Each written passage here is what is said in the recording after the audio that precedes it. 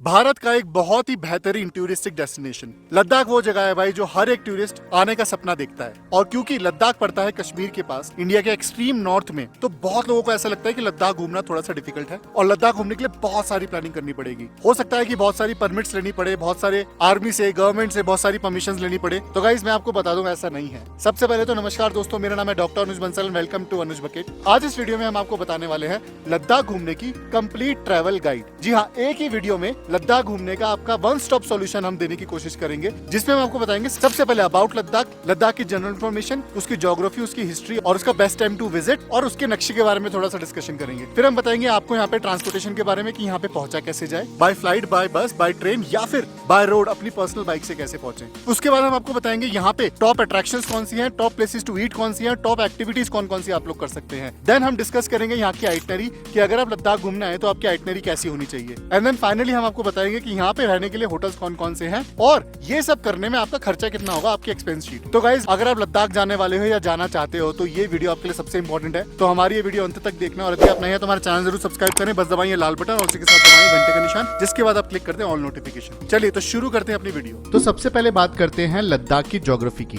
लद्दाख भारत की सबसे ऊंचा प्लेटू रीजन है और सबसे ऊंची यूनियन टेरिटरी है, जो कि हिमालयन रेंजेस के एक पार्ट में है। लद्दाख को अगर हम एक ठंडा रेगिस्तान बोले तो गलत नहीं होगा। लद्दाख में आपको भारत की फेमस इंदस रिवर और गंगरी ग्लेशियर्स मिलेंगे। लद्दाख का एल्टीट्यूड यानी लद्दाख की हाइट वेरी करती है समुद्र तट से 3000 मीटर से लेकर 8000 मीटर तक। अगर हम फुट में बात करें तो लद्दाख की फेमस अट्रैक्शंस आपस में काफी ऊपर नीचे हैं। जैसे लद्दाख का खरदुंगला पास है तकरीबन 18000 फुट पे, चंगला पास है तकरीबन 17400 फीट पे, लद्दाख का सबसे फेमस पैंगोंग लेक है 13800 फीट पे, लद्दाख की कैपिटल सिटी लेह है 11400 फीट पे, और लद्दाख का रेगिस्तान जिसे बोलते हैं हुंडर के सैंड ड्यून्स वो है तकरीबन 10300 फीट पे। अब बात करते हैं लद्दाख की हिस्ट्री की। लद्दाख के पहले राजा थे गौंड डायनेस्टी के कायदे नीमा गौंड, जो कि सबसे पहली डायनेस्टी मानी जाती है। 1842 में तिब्बत अंपायर के ब्रेकअप होने के बाद एंशियंट तिब्बत रॉयल हाउस के नीमा गौंड ने लद्दाख डायनेस्टी को बसाया। लद्दाख भारत की एक यूनियन टेरिटरी बनी 31 अक्टूबर 2019 को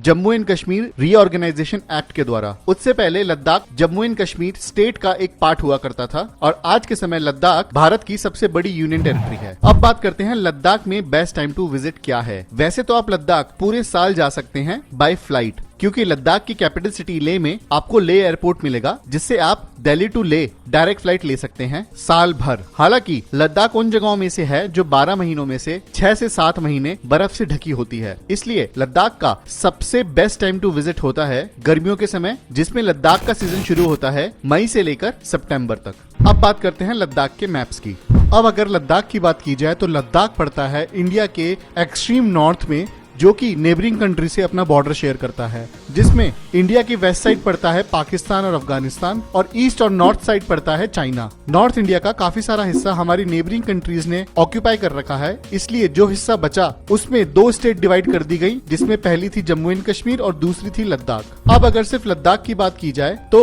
लद्दाख 2 डिस्ट्रिक्ट्स में डिवाइडेड है, जिसमें पहला है कारगिल और दूसरा है लेह डिस्ट्रिक्ट। अब बात करते हैं लद्दाख के ट्रांसपोर्टेशन की। चलिए जरा डिटेल में जानते हैं कि लद्दाख पहुंचा कैसे जाए और लद्दाख पहुंचने के बाद आप पूरा लद्दाख किस किस ट्रांसपोर्टेशन मोड से घूम सकते हैं। तो लद्दाख आप 2 तरीकों से पहुंच सकते हैं, पहला है बाय प्लेन और दूसरा है बाय रोड। अगर आप बाय प्लेन लद्दाख जाना चाहते हैं तो आपको फ्लाइट लेनी पड़ेगी लेह एयरपोर्ट तक की, जो कि सिटी से तकरीबन 4 किलोमीटर दूर है। लद्दाख का लेह एयरपोर्ट दुनिया का सबसे ऊंचा कमर्शियल एयरपोर्ट माना जाता है और इस एयरपोर्ट का नाम है पुशोक बकुला रिम्पोची एयरपोर्ट। दिल्ली से लेह की फ्लाइट आपको मिल सकती है तकरीबन 10,000 रुपए की। आप लद्दाख डायरेक्टली ट्रेन लेके नहीं पहुंच सकते, क्योंकि लद्दाख में कोई रेलवे स्टेशन नहीं है। लद्दाख के सबसे नियरेस्ट रेलवे स्टेशन है जम्मू रेलवे स्टेशन, जो कि लद्दाख से तकरीबन 700 किलोमीटर दूरी पर है। अब लद्दाख पहुंचने का दूसरा सबसे कारगर तरीका है रोड से जाना। अब रोड से सबसे पहले आप बस पकड़ के भी लद्दाख पहुंच सकते हैं। दिल्ली से लद्दाख जाने की एक नई बस सर्विस शुरू हुई है, जो कि भारत की सबसे लंबी बस सर्विस मानी जाती है। दिल्ली से लद्दाख पहुंचने में बाय बस आपको लग सकते हैं तकरीबन तकरीबन 24 घंटे। और ये बस आपको मिलेगी दिल्ली के बस अड्डे कश्मीरी गेट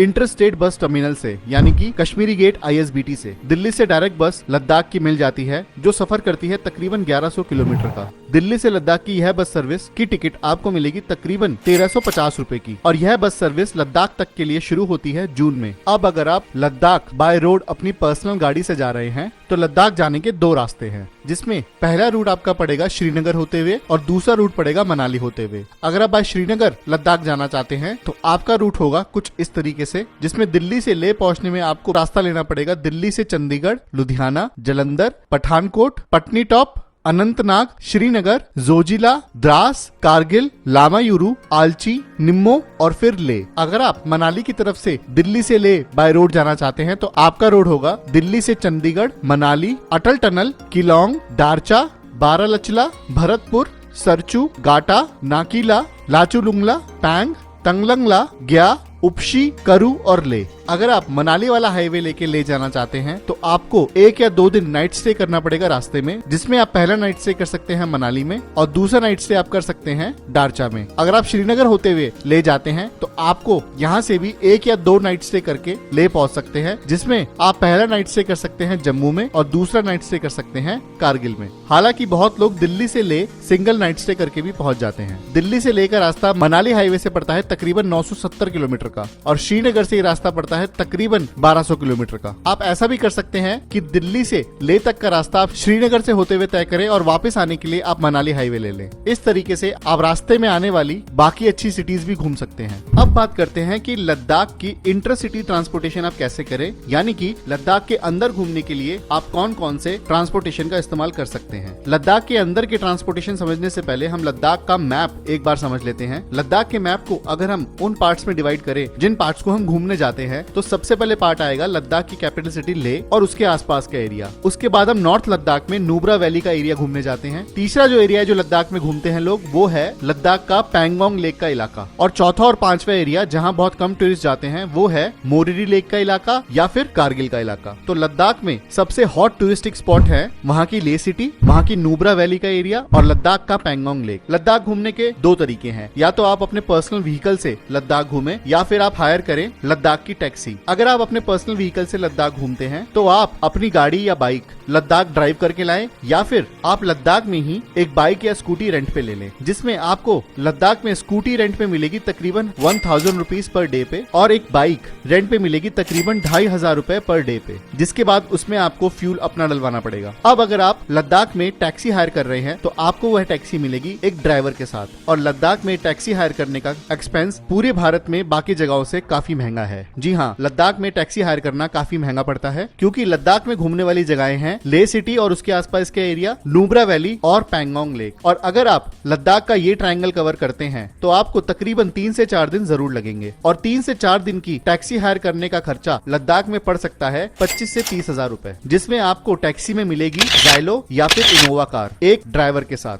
हालांकि आप लद्दाख में टैक्सी छोटे छोटे ट्रिप्स के लिए भी हायर कर सकते हैं, जैसे आप लेह से अगर संगम घूमना चाहते हैं तो आप 1 दिन की टैक्सी हायर कर सकते हैं, या फिर अगर आप लेह के सदर्न एरिया में सारी मोनेस्ट्रीज घूमना चाहते हैं तो उसके लिए भी आपको सेपरेट टैक्सी मिल जाएगी, जिसमें आपका खर्चा 3000 रुपए से लेके 8000 रुपए तक आएगा। लद्दाख में टैक्सी हायर करने का कौन कौन सा रूट है और उसके क्या क्या प्राइसेस हैं, इसके फिक्स प्राइस की डिटेल लिस्ट आपको इस वेबसाइट पे मिल जाएगी, जिसका नाम है laddakhtaxiunion.com। बस आपको इस वेबसाइट पे जाना है और यहाँ पे रेट लिस्ट पे क्लिक करके आप सारी गाड़ियों की रेट लिस्ट देख सकते हैं। इनफैक्ट अगर आपको लद्दाख में टैक्सी हायर करनी है तो आप सीधा टैक्सी यूनियन के नंबर पे कांटेक्ट करके अपनी टैक्सी बुक करा सकते हैं। तो अब अगर आपको लद्दाख की ये तीनों जगह घूमनी है तो ये सब जगह घूमने का एक रूल है कि आपको लेह सिटी के बाहर अगर कहीं भी घूमने जाना है तो आपको एक इनर लाइन परमिट की आवश्यकता पड़ेगी। इस परमिट के बिना आप लद्दाख नहीं घूम सकते। अब लद्दाख का inner line permit domestic tourist यानी कि इंडिया में रहने वाले टूरिस्ट ऑनलाइन भी ले सकते हैं, और ऑनलाइन जिस वेबसाइट पे आप ये परमिट ले सकते हैं उस वेबसाइट का लिंक अभी आपको हमारी स्क्रीन पे दिख रहा होगा, जिसका नाम है lahdclaypermit.in। इस वेबसाइट पे जाने के बाद आपको राइट हैंड साइड में बस डोमेस्टिक लिंक पे क्लिक करना है और फिर एक फॉर्म खुलेगा जिसको भर के आप अपनी पेमेंट करें और आपका इनर लाइन परमिट आपको मेल कर दिया जाएगा, जिसका प्रिंट आउट लेकर आप पूरा लेह लद्दाख घूम सकते हैं। अब एक बात जरूर ध्यान रखें, अगर आपके साथ कोई इंटरनेशनल टूरिस्ट है जिसके पास इंडिया का पासपोर्ट नहीं है तो आप उनके लिए ये इनर लाइन परमिट ऑनलाइन नहीं ले सकते। आपको लद्दाख जाने के बाद ही लद्दाख के डीसी ऑफिस से यह इनर लाइन परमिट निकलवाना पड़ेगा और इसके लिए भी आप लद्दाख के डीसी ऑफिस डायरेक्ट नहीं जा सकते। उसके लिए आपको एक एजेंट हायर करना पड़ेगा और एजेंट के थ्रू आपको ये परमिट मिलेगा। लद्दाख में ऐसे ट्रैवल एजेंट ढूंढना बहुत ही आसान है। आप गूगल पे भी लिख सकते हैं ट्रैवल एजेंसी इन लद्दाख, या फिर आप सीधा लद्दाख जाकर अपने होटल के मैनेजर से बोले कि आपको एक इनर लाइन परमिट चाहिए इंटरनेशनल पासपोर्ट के लिए, तो वह लोग आपको एक ट्रैवल एजेंट से कांटेक्ट जरूर करा देंगे। तो जब आप ये इनर लाइन परमिट